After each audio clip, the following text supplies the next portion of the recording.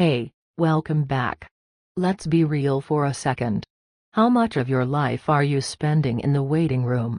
You know what I mean. Waiting for that promotion, waiting to meet the perfect person, waiting for your bank account to look decent, or just waiting for the weekend.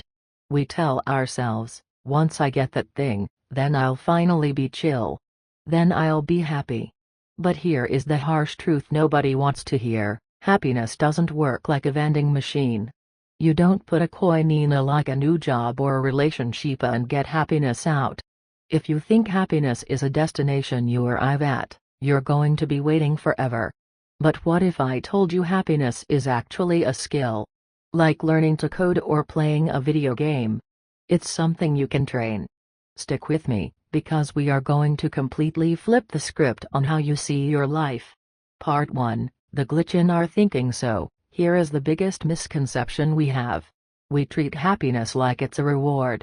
We think, I'll be happy when people respect me, or I'll be happy when I'm rich. But those are just events. They are temporary dopamine hits. Have you ever noticed that you get the thing you wanted, you feel great for like 2 days, and then you go right back to feeling normal? That's because those external things were never the source of your joy.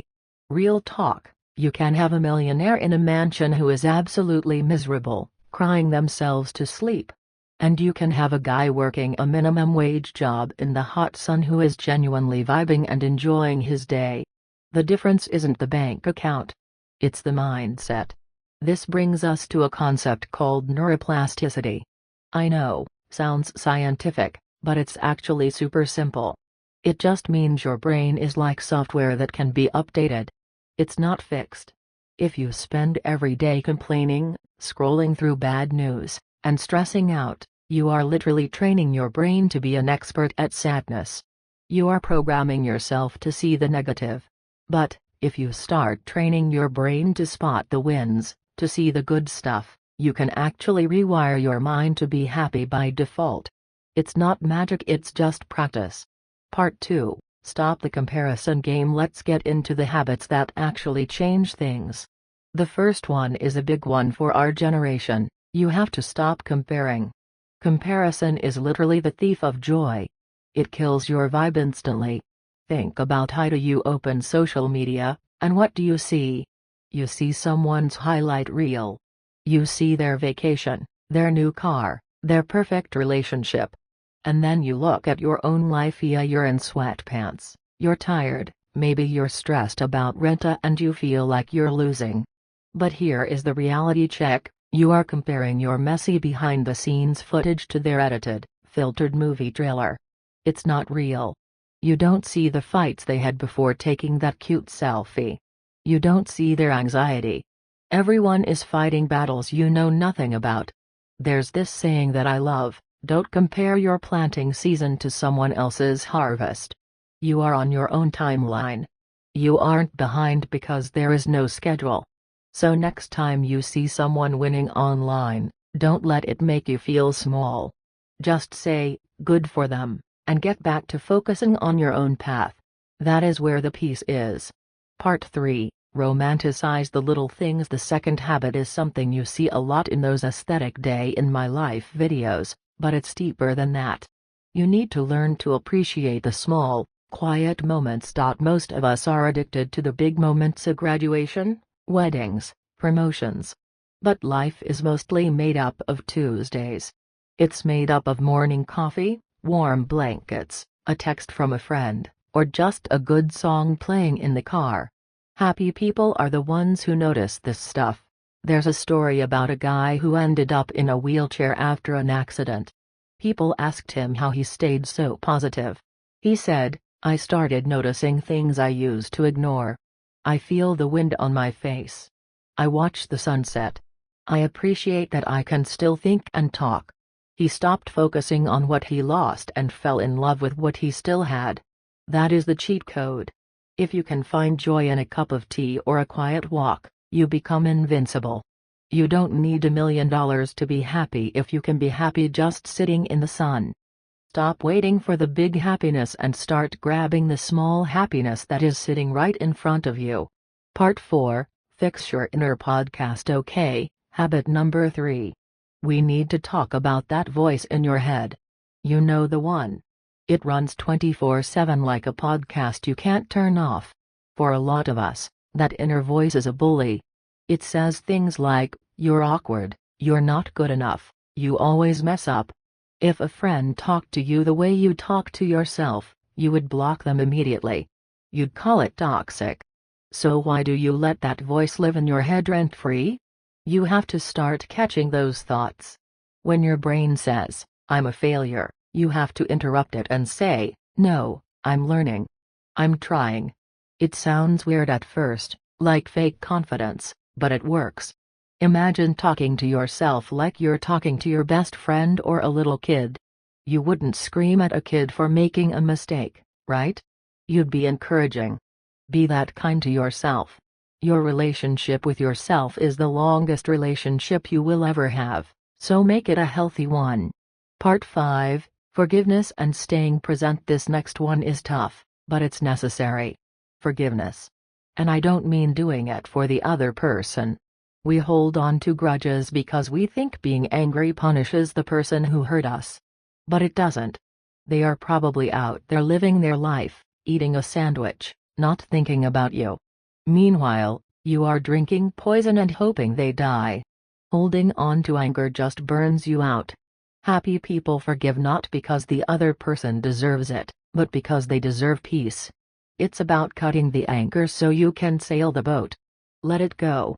And while you're letting go of the past, try to stop living in the future, too.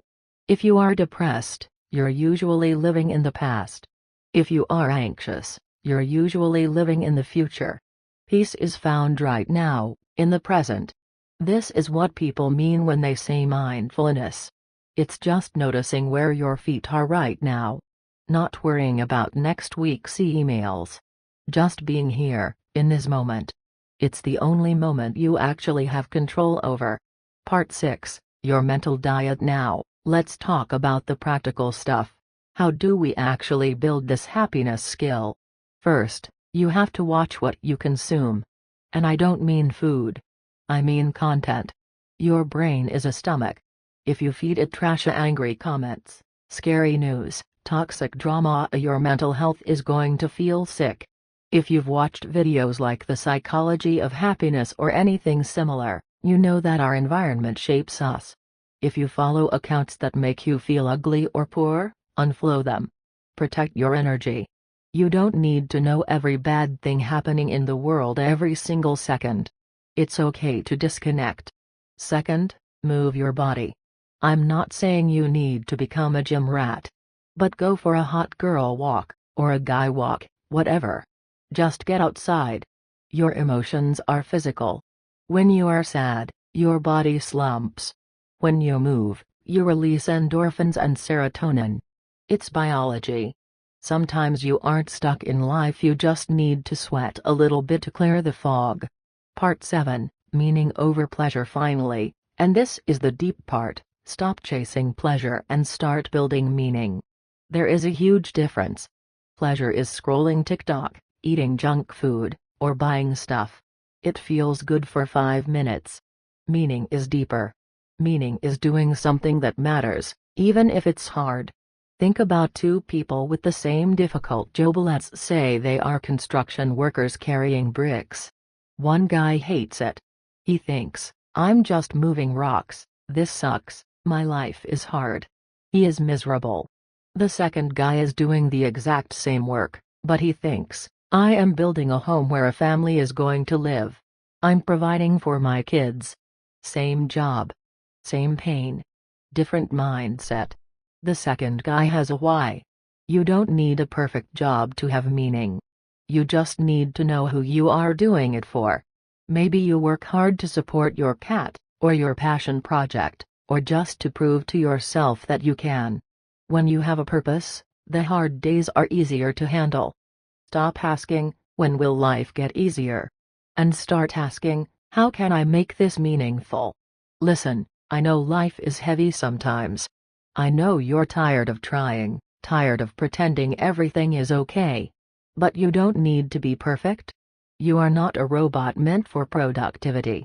You are a human being meant to experience things. So, give yourself permission to rest. Give yourself permission to fail and try again. You are already worthy just because you exist. You don't need to prove anything to anyone. Start practicing these small habits today. Just one small thing. Be grateful for your coffee. Be kind to yourself in the mirror. Move your body for 10 minutes. Slowly, day by day, you will build that skill. You will realize that happiness wasn't waiting for you at the finish line. It was right here, waiting for you to notice it. If this video helped you feel a little less alone, or gave you a new perspective, please do me a huge favor. Hit that like button, it really helps the channel grow, and subscribe to Learn English with Jennifer for more content that helps you level up your life and your mindset. You're doing better than you think. I'll see you in the next one. Bye.